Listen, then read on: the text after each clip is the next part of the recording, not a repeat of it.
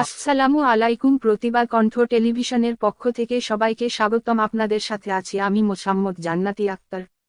দিনাজপুরে বিএনপি নেতাসহ ৩৩ জনের বিরুদ্ধে মামলা করলেন ছাত্রদল নেতার স্ত্রী।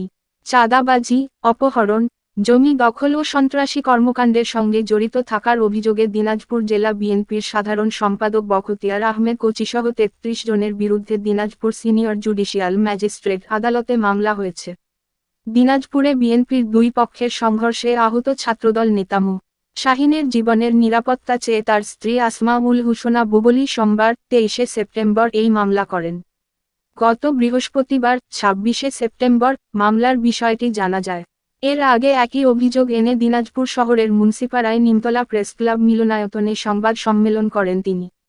মামলার অভিযোগে আসমা বলেন, শুক্রবার ১৩ সেপ্টেম্বর পূর্ব শুক্রতার জের ধরে মাতাসাগর এলাকায় জেলা বিএনপির সাধারণ সম্পাদক বখতিয়ার আহমেদের নির্দেশে আসামি আব্দুল কাইয়ুম, স্বেচ্ছাসেবক দলের নেতা সোহেল হোসেন ও ফরহাদ রহমান, ইউনিয়ন বিএনপির নেতা আব্দুর রাজ্জাক, ছাত্রদল সভাপতি রেজাউর রহমান সহ আরও কয়েকজন রাজারামপুর এলাকার বাসিন্দা সাইদ ইসলাম, রিসাদ ইসলাম ও দেবেন তিরকিকে অপহরণ করে শেখপুরা ইউনিয়ন বিএনপির সাধারণ সম্পাদক আবিদুল ইসলামের বাসায় আটকে রেখেছিলেন। পরে দাবি করা হয় ১০ লাখ টাকা চাঁদা। লোক মারফত জিম্মি করে বিষয়টি জানতে পেরে আমার স্বামী জেলা ছাত্রদলের যুগ্ম সম্পাদক মো. শাহীন, জেলা বিএনপির সাবেক যুগ্ম আহ্বায়ক মোস্তফা কামাল, স্বেচ্ছাসেবক দলের নেতা রাসেল আলী চৌধুরী, হেলাল উদ্দিন সহ আরও কয়েকজন তাদের উদ্ধার করতে যান। সন্ধ্যায় ঘটনাস্থল মাতাসাগর এলাকায় বখতিয়ার আহমেদ কোচির নেতৃত্বে তার অনুসারীরা বিএনপির অপর পক্ষের নেতাকর্মীদের ওপর ধারালো অস্ত্র ও আগ্নেয়াস্ত্র দিয়ে হামলা চালায়। এতে গুরুতর আহত হন ছাত্রদল নেতা মো.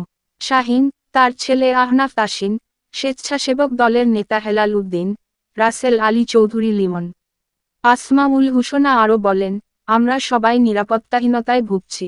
বর্তমানে আমার স্বামী দিনাজপুর জিয়া হার্ট ফাউন্ডেশনে নিবিড় পর্যবেক্ষণ কেন্দ্রে এবং ছেলে M Abdur Rahim medical college হাসপাতালে মুমূর্ষু অবস্থায় চিকিৎসাধীন আছে।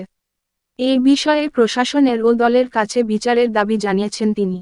এই বিষয়ে জেলা বিএনপির সাধারণ সম্পাদক বখতিয়ার আহমেদ কোচি বলেন, জোরপূর্বক আমার বিরুদ্ধে দলের একটি পক্ষ মিথ্যা চাঁদাবাজির নাটক সাজিয়ে সামাজিক যোগাযোগ মাধ্যমে ছড়িয়েছিলেন।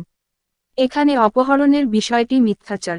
ছাত্রদল নেতা আহত শাহীনের স্ত্রী আসমাউল হুসনার অভিযোগ সঠিক নয়। এদিকে আদালত কোতালী থানার ভারপ্রাপ্ত কর্মকর্তা ওসি ফরিদ হোসেনকে বিষয়টি এজাহার হিসেবে গণ্য করে আইনি ব্যবস্থা গ্রহণের নির্দেশ দিয়েছেন।